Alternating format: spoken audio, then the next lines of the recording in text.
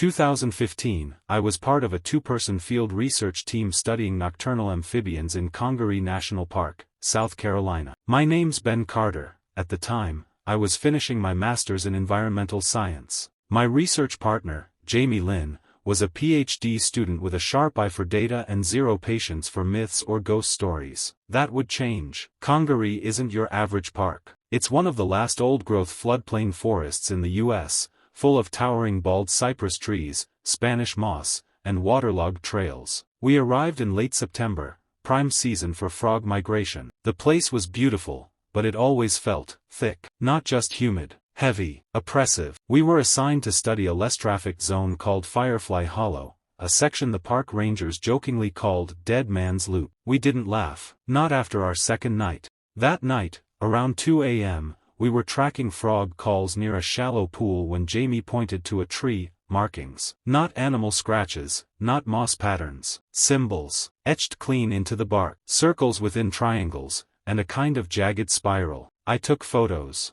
Local kids maybe, I offered. Jamie shook her head. We're 6 miles off the public trail. We tried to dismiss it. Just someone's idea of art. But the next day, there were more, on trees near our campsite. A crude figure hung from a branch. Sticks tied with vines, shaped like a person. That night, the frogs went silent.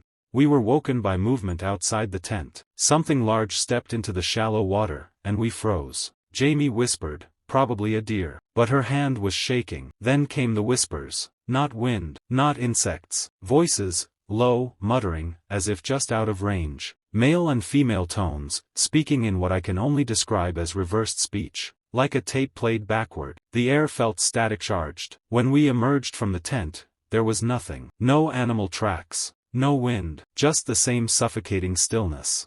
We packed up to relocate closer to the ranger station, but our GPS began malfunctioning. Jamie swore she'd marked our location, but the signal looped us back to Firefly Hollow again and again. On day 5, we found the trail camera we'd left near the frog pond smashed, the lens cracked, the SD card missing. Jamie wanted to leave immediately, but I convinced her to try one last hike, to find the old ranger cabin we'd seen on a 1980s park map. It was supposed to be abandoned. It wasn't. Smoke drifted from a metal pipe chimney, and the windows were covered in cloth. On the door, the same triangle circle spiral symbol from the trees. The doorknob was warm. We didn't knock. That night, Jamie woke me up by clamping her hand over my mouth. She pointed. A figure stood at the tree line, tall, wrapped in furs or leaves. Its limbs were too long, its face hidden behind what looked like a deer's skull. It didn't move, just stared. We didn't sleep. At dawn, we tried to hike out again. This time, we used a compass and a paper map. But the terrain shifted,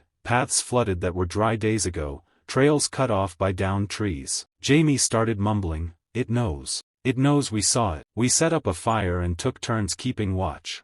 I woke up to find Jamie gone. Her backpack was there. Her boots, her flashlight, all gone. I screamed her name until I was hoarse. Nothing. I found her recorder near the old pond. When I played it, I heard her voice. I see it again. It's closer. It doesn't blink. It waits until I turn away, then it moves. And then, her scream, something guttural. A wet, tearing sound. I ran. I don't remember the hike. I remember stumbling onto a service road and collapsing into the arms of 2 rangers. Jamie was never found. Her case is still marked as missing, presumed dead. I gave the rangers my photos. They said the symbols were probably just old logging marks. My audio recordings disappeared during evidence processing. The smashed trail cam, gone too. I never went back to Congaree. I barely sleep through the night. But sometimes, just past 2 a.m., I hear whispering outside my window. I live in Colorado now. There are no swamps here. But somehow, it found me anyway.